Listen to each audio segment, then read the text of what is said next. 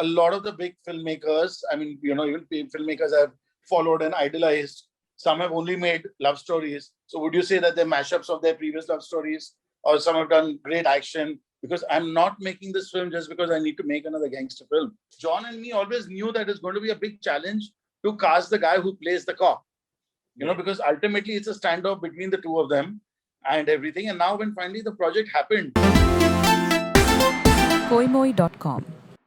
Welcome to Koimoi. This is Shubham Kulkarni, and today in conversation with us is the man who has introduced at least my generation to a sub-branch to crime, which was gangster drama. And he's here to promote his new film Mumbai Saga and talk much more about it. Hello, Sanjay sir. Hi.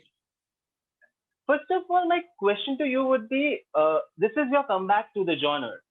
And for a sense, genre is also coming back to our screens after a very long time. Tell me what kept you away from it.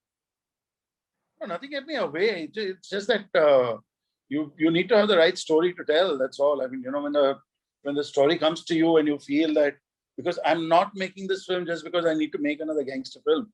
When the origins of the story were when I was researching on Shootout at Wadala, and there was a lot of stories that popped up, a lot of things that kind of came up then, and this was one of those stories which was very, very exciting, and I kept it on the back burner, and then later developed it, and then kind of and I always say each film has a destiny of its own. Yeah, it gets made when the time is right. So when the time was right, this happened. I saw your interviews and you have been talking about how Mumbai Saga came to life, how it was shaped up. I want to go back to inception when probably I was not even born. How did the obsession with this genre came about? How did it happen to you? No, see, I'll tell you what, crime is something that I love reading, watching. I'm very fascinated by it. The movies I watch are in that genre. So I mean, for me, it's a no-brainer. Yeah. I mean, I'd love to do that.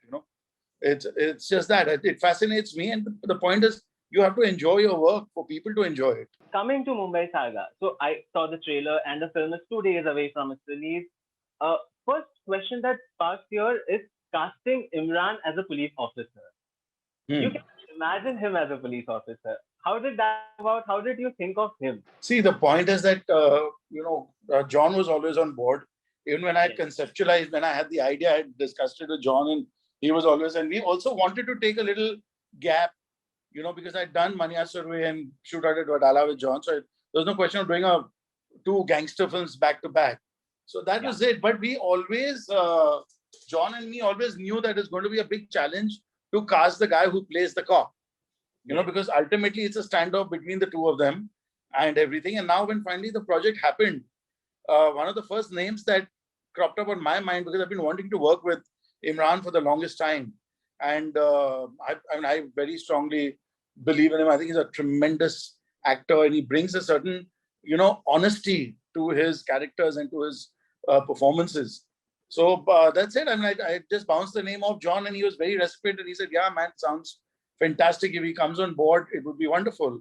And that's it. I mean, I just went and met Emraan, and it was just a short meeting. I explained to him the genre and what we were trying to do, and he said, okay, let's do it. The writing part of it now. Here are actors who have been at the top of the games at their times and are still there. You are writing these characters for them. Is there a fear of overshadowing a particular lead with the another?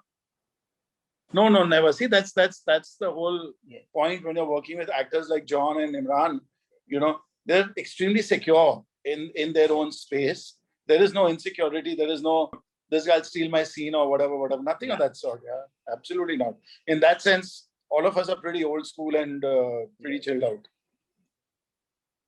No, I wanted to ask you about the writing part of it while you are writing. Oh, when I was writing it? Yes. So you've written a cool gangster and everything, and I mean, but he's only going to be as good as, the cop who's after him. So, I mean, that is something that comes into play over there, and it's not really consciously written in that manner, but when you see the film, you will realize that, yes, I mean, the way we played around with Imran's character. So the whole point is that, I mean, he is on screen for a limited time. he's not there for the whole film. I mean, he comes at a later stage in the film. So whatever little time that he has with each scene, we were, that he should make maximum impact. I have seen the trailer and it's all kinds of also a section which is calling it a mashup of your own film. So how do you feel about that? That's okay. I don't give a shit about that. I've never bothered about what somebody has to say, good or bad. I'm not making my movies to get any kind of recognition from, and I mean, I don't want to take names, but a lot of the big filmmakers, I mean, even filmmakers I've followed and idolized, some have only made love stories. So would you say that they're mashups of their previous love stories?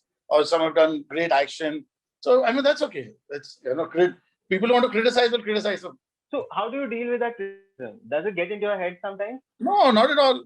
No, I don't care about it. I don't bother with it. It doesn't affect me.